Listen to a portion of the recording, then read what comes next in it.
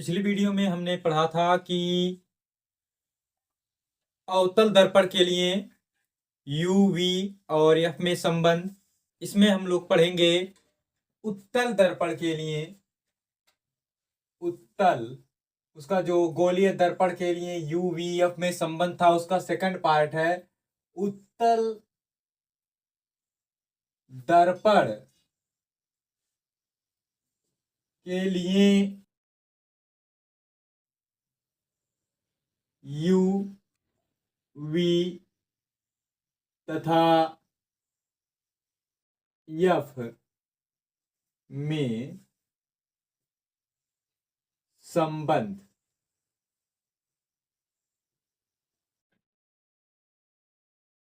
इसे पढ़ेंगे तो इसके लिए भी पहले फिगर बनाते हैं।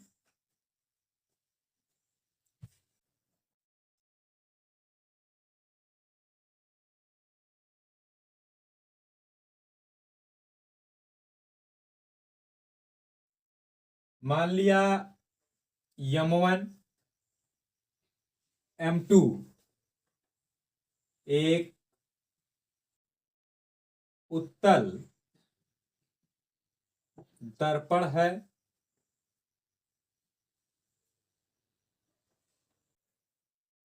जिसका ध्रुव P, फोकस F तथा वक्रता केंद्र C है। इसके मुख्य अक्ष पर एक वस्तु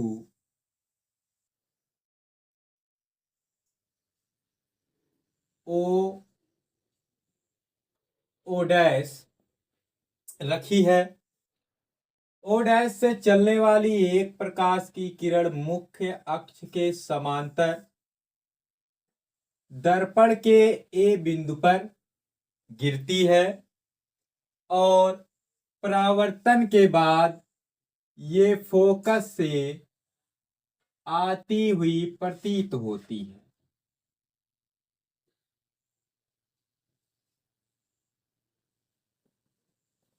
प्रकाश की दूसरी किरण O डैश C वक्रता केंद्र से आती हुई प्रतीत होती है और परावर्तन के बाद बिना विचलित हुए अपने मार्ग में वापस लौट जाती है।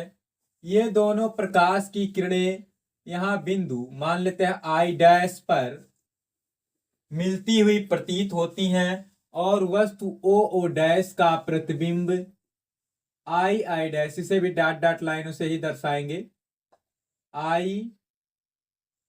I डैश बनता है।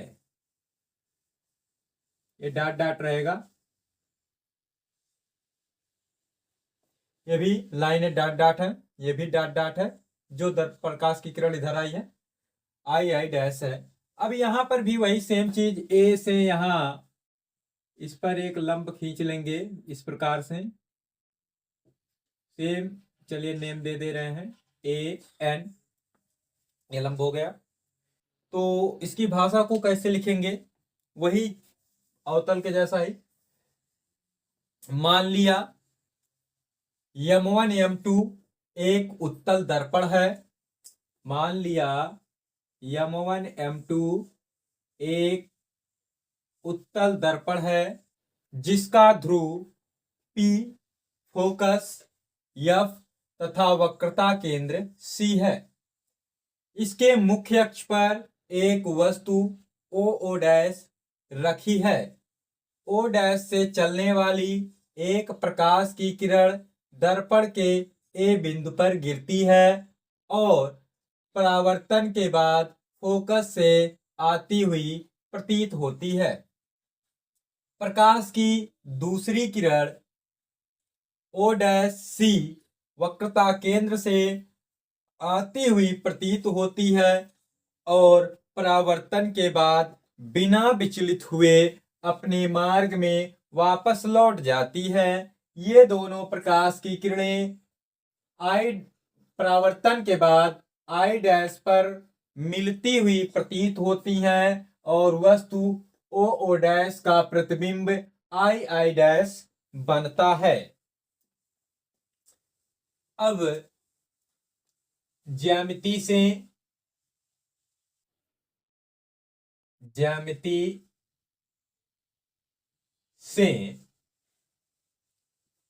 त्रिभुज सी ओ ओ डैश तथा सी आई आई डैश समरूप। क्यों? क्योंकि ये आपका ये कोण 90 डिग्री, इसका ये कोण भी 90 डिग्री, और ये सी वाला कोण दोनों में कॉमन है, तो ए प्रमेय से, यहाँ प्रमेय नहीं लिखना लेकिन ये समरूप तो लिखना ही है। तो ज्यामिति से त्रिभुज सी ओ ओ डैश तथा त्रिभुज सी आई आई डैश समरूप हैं। इसलिए तो समरूप त्रिभुजों की भुजाएं समानुपाती होती हैं, इसलिए O O dash upon I I dash is equal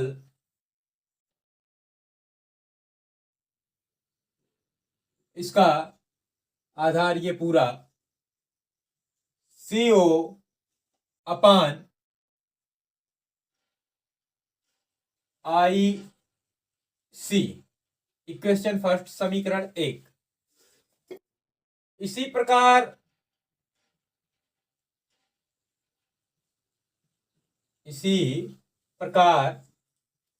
आपके ये जो त्रिभुज हैं, त्रिभुज एफ आई आई डैश और एफ ए एन, ये भी समरूप हैं। त्रिभुज एफ आई आई डैश तथा त्रिभुज एफ ए एन भी समरूप है। अब ये समरूप है तो इनका भी वही होगा, इसलिए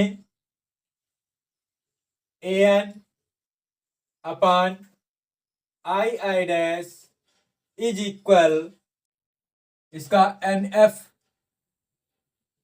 एफ अपान आई एफ।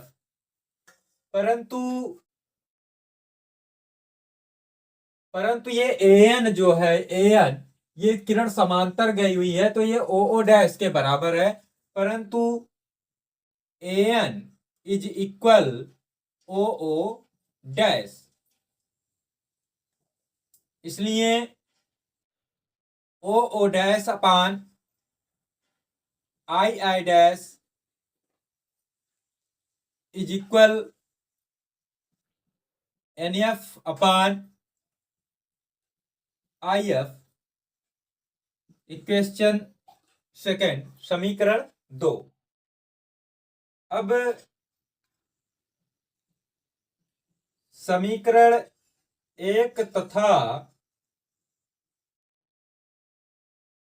2 से, समीकरण 1 तथा 2 से क्या होगा,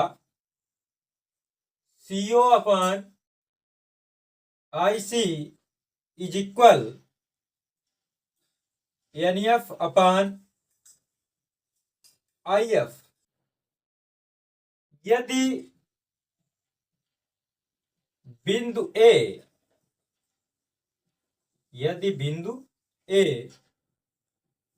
दर्पण के ध्रुव P के समीप हो, तब n लगभग P पर होगा। इस स्थिति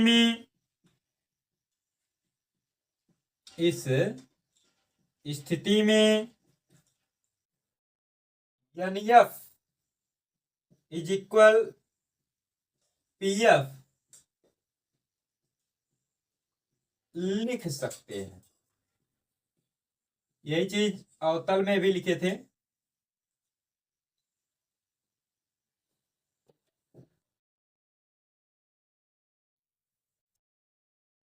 इसलिए आपका ये आ जाएगा CO upon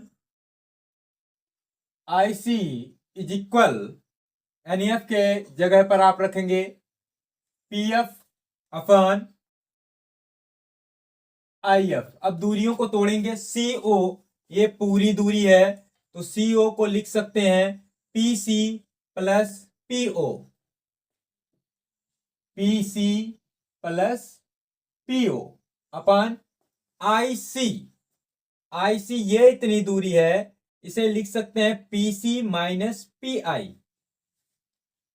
PC minus PI is equal PF तो है ही फोकस दूरी।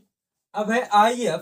IF मतलब ये इतनी दूरी, तो इसको लिख सकते हैं PF minus PI, PF minus PI। परंतु ये जो दूरियां हैं PC, PO, PF और PI, PC ध्रुव से C मतलब कि वक्रता केंद्र की दूरी, वक्रता त्रिज्या यानी कि R। PO ये वस्तु की दूरी यानी कि U, और ये प्रकाश के विपरीत दिशा में है तो इसे आप लिखेंगे माइनस U, बाकी सब प्लस में। PF है स्मॉल f और PI V, इसलिए PC की जगह पर R प्लस PO की जगह पर यहां प्लस है और ये माइनस U है तो हो जाएगा माइनस U अपान PC की जगह पर R माइनस PI की जगह पर V इज इक्वल PF की जगह पर F अपान PF की जगह पर फिर यहां F माइनस PI यानी कि V। R बराबर होता है 2F, तो R की जगह पर 2F रख देंगे। 2F minus U upon 2F minus V is equal F upon F minus V।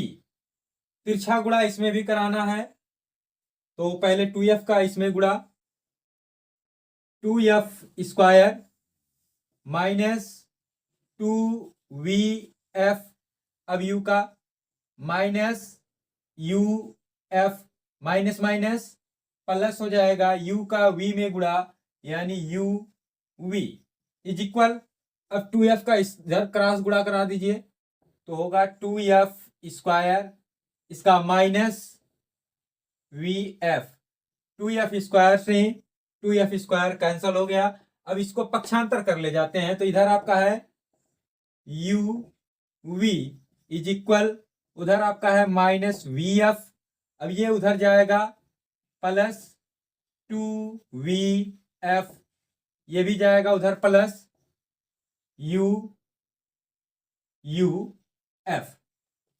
तो UV इज इक्वल आपका आया, ये 2VF प्लस में है, ये माइनस में, तो इसमें से घट जाएगा, 2VF में से एक VF घटेगा तो बचेगा VF प्लस